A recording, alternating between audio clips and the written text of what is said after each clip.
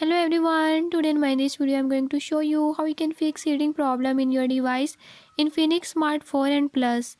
In this device Infinix Smart 4 and Plus, if you're having any issue like your device has more heating issues, I'll tell you a few tips and tricks that you can use to fix it. Before we start, if you are new to my channel, don't forget to subscribe and press bell icon.